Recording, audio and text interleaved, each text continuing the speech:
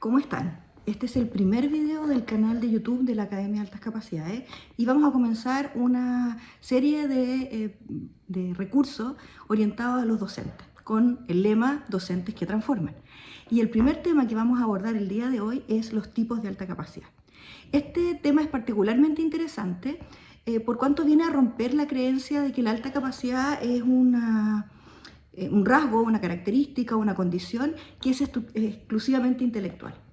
Cuando Neihart y Betts comienzan a hacer este estudio, esta mirada de los estudiantes gifted en Estados Unidos, se dieron cuenta de que era necesario establecer cuáles eran las características motivacionales, emocionales, incluso cuáles eran las necesidades que tenían estos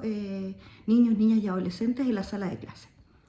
Identificaron 6 grupos. Cada uno de ellos ha sido revisado de manera posterior y en el 2010 Maureen Neihart elabora una matriz, que se las voy a dejar abajo, en donde hace algunos ajustes a los nombres que le da a un par de grupos y también profundiza en cuáles serían estas necesidades que tendrían estos estudiantes, tanto en el ámbito académico, estrictamente escolar, por decirlo de alguna manera, y también en términos de familia. En términos generales, el primer grupo que se menciona es el grupo exitoso y se denomina así porque pareciera tener éxito y moverse por el plano académico y escolar con bastante facilidad. Nos vamos a encontrar con que es el estudiante que tiene muy buenas notas, que es muy aplicado, que cumple con sus deberes, que trae los materiales. Los profesores lo reconocen claramente como un excelente alumno, muy buenas notas siempre. Y hasta aquí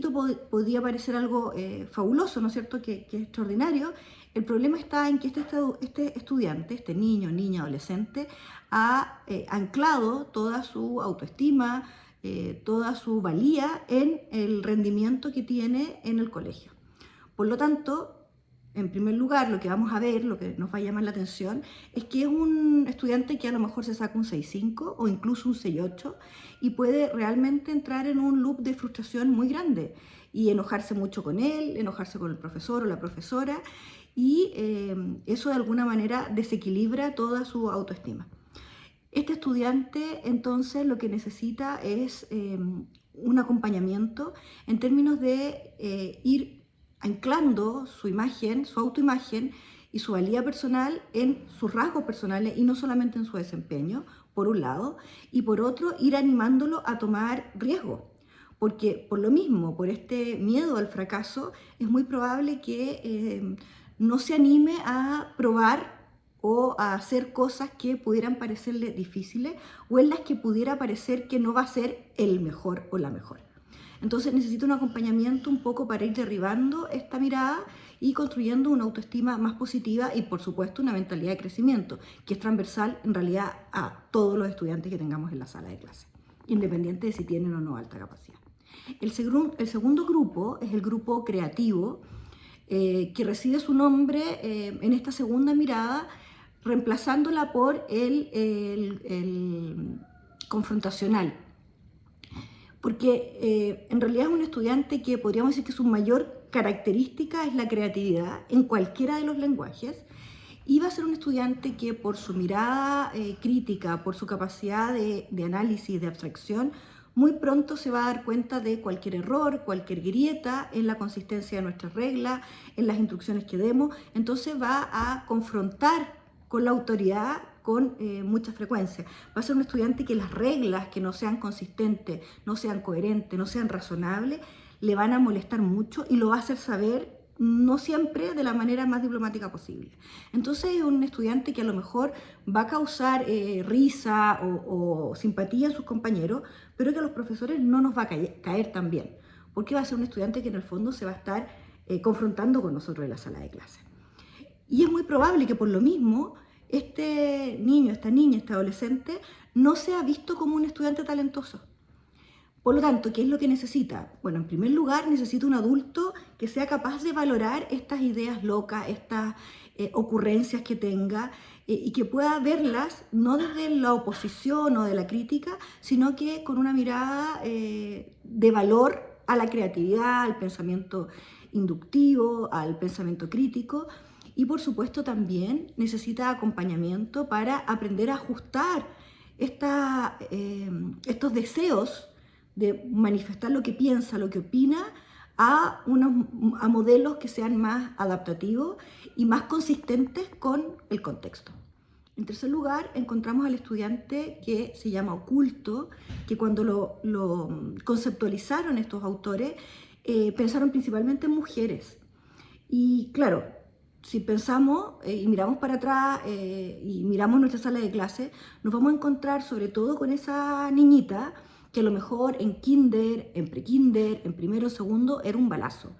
Y le encantaba aprender y era proactiva y la teníamos de minimis y de tutora de sus compañeros, la poníamos como ejemplo. Y de a poco, entrando la pubertad o la adolescencia, empezó a salirse un poco de este modelo de buen estudiante y en busca de amistades, en busca de ser reconocida, de tener pares, de ser valorada por sus compañeros, es muy probable que empiece a ocultar sus propias características, sus propios intereses y sobre todo sus habilidades. Entonces va a ir sumergiéndose en esta imagen socialmente ajustada de cómo debieran ser los niños o las niñas o de cómo son en su curso el grupo de pares a las que ella aspira a participar. ¿Y este estudiante qué necesita? Necesita, por un lado, valorar sus cualidades como elementos positivos y que aportan a la clase y al contexto y al curso como grupo, y también necesita poder intercambiar con pares intelectuales sin que eso signifique renunciar a formar parte del grupo de amigos que está construyendo durante este periodo tan complejo como es la adolescencia. Entonces, el ser capaz de vivir un poco estos dos mundos le va a permitir, por un lado, tener un arraigo, ¿no es cierto?, emocional y afectivo con sus compañeros de curso y también valorar sus propias características, sus propias capacidades y además, por supuesto, ir cultivando sus intereses. Y esto nos lleva al cuarto grupo, que es a lo mejor el que más dolor o el que más tristeza nos causa a los profesores, que es ese estudiante que llegó a enseñanza media o incluso sexto, séptimo básico, tan frustrado, tan enojado con el sistema, sintiéndose tan rechazado, poco visto, poco valorado, que en el fondo ahora solo está contando los días para que llegue el viernes, para que salga de cuarto medio. Con mucha frecuencia nos vamos a encontrar con estudiantes que faltan mucho, que van en la mañana y no vuelven en la tarde, y son estudiantes que pareciera ser que no importa lo que pensemos, lo que diseñemos, no importa que tanto nos esforcemos, nada de lo que les proponemos parece interesarles. Este estudiante llega a estar en esta posición, ¿no es cierto?, en términos atencionales y motivacionales, no por características propias, sino que porque desde muy pequeño sus intereses, su forma de ser, los lenguajes o las maneras en las cuales manifestaba sus ideas, sus percepciones, sus emociones, no eran válidas en ese contexto. Y por supuesto va a depender entonces mucho de qué tanto seamos capaces nosotros de reconocer que estas características personales emanan de una condición particular, de una manera especial de percibir y de decodificar la realidad tanto externa como interna. Entonces, este estudiante necesita en primer lugar bajar las defensas de la frustración y de la rabia que ha ido acumulando y generar un vínculo con algún adulto que lo vea y que de manera genuina y honesta se interese y valore aquellas áreas en las que este chico, esta chica son particularmente talentosos. Alguien que conecte con su gusto por los cómics, por la astrología, por la astronomía, por la política, por lo que sea que a este estudiante lo mueva. Entonces necesitamos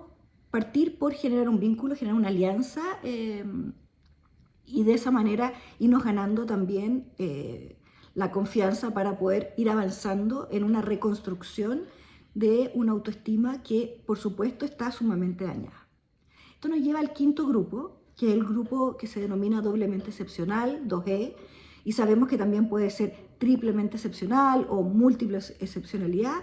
que corresponde a aquel estudiante que, teniendo alta capacidad o siendo alta capacidad, al mismo tiempo concurren en él características o condiciones que obstaculizan, dificultan su aprendizaje y su progreso en el sistema escolar. Y aquí nos referimos entonces a un estudiante con alta capacidad y autismo, con alta capacidad y déficit de atención, dislexia, incluso depresión. Estos estudiantes son particularmente complejos para los profesores, en primer lugar porque con mucha frecuencia no nos damos cuenta que tienen alta capacidad. Porque nuestro sistema escolar en Chile está muy enfocado en la discapacidad, en el déficit, en aquello que falta, en las debilidades. Y sobre todo en, voy a usar una palabra bien coloquial, en arreglar aquello que está mal en el estudiante, más que en valorar la diferencia como una oportunidad de mirada distinta. Entonces, este estudiante con mucha frecuencia no va a ser visto como un estudiante de alta capacidad y va a ser abordado solo desde el déficit. O, también puede suceder, va a ser un estudiante que nunca vamos a saber que tenía una necesidad educativa porque su alta capacidad va a ser capaz de subsanar aquellas dificultades o aquellos obstáculos que estaba teniendo. Estos estudiantes necesitan, en primer lugar, reconstruir su autoestima porque con mucha frecuencia son vistos por los profesores y también por sus compañeros como un estudiante raro, como un estudiante que descoloca, que no entendemos, porque un día se puede sacar un 7 y al día siguiente se puede sacar un 1. Entonces, reconstruir esa autoimagen y esa autoestima, al mismo tiempo que entregamos herramientas para que estas dificultades puedan ir siendo subsanadas, entendiendo que debe hacerse desde la fortaleza, no desde el tratar de igualar, sino que el tratar de entregar los andamiajes necesarios para construir los aprendizajes que ese estudiante puede lograr, entendiendo que tiene un potencial mayor que el del resto de sus compañeros. Y por último tenemos al estudiante autónomo. Este estudiante es el que, tanto por razones personales, de temperamento, por el entorno, por las circunstancias, por la suerte, incluso y sobre todo por la acción que han tenido todos los profesores que lo han ido acompañando durante su trayectoria académica, es un estudiante que ha desarrollado estrategias de automonitoreo, autogestión, de motivación intrínseca, que le permiten con mucha autonomía enfrentarse a su proceso educativo sin grandes dificultades. Ahora, esto no quiere decir que no tenga necesidades educativas. De todas maneras, este estudiante necesita un contexto que lo estimule, que permita que el potencial se desarrolle de la manera más nutrida posible. Necesita un abanico de opciones, de manera tal de que no nos quedemos con el mínimo, sino que nos quedemos con el máximo de su potencial. Ahora, estas etiquetas no están diseñadas o no pretenden, al menos desde mi punto de vista, que nosotros le pongamos un sticker en la frente al estudiante y que por lo tanto digamos, este estudiante es en riesgo, sino que tiene más que ver con cuáles son las acciones que como adultos podemos implementar para que este estudiante pueda transitar a la velocidad que él pueda y que el contexto nos permita hacia una autonomía. Todos los estudiantes tienen potencial para ser autónomos y lo que muchas veces está obstaculizando, más que sus características personales, tienen más que ver con la mirada de los adultos y con el contexto en el cual nosotros los estamos insertando.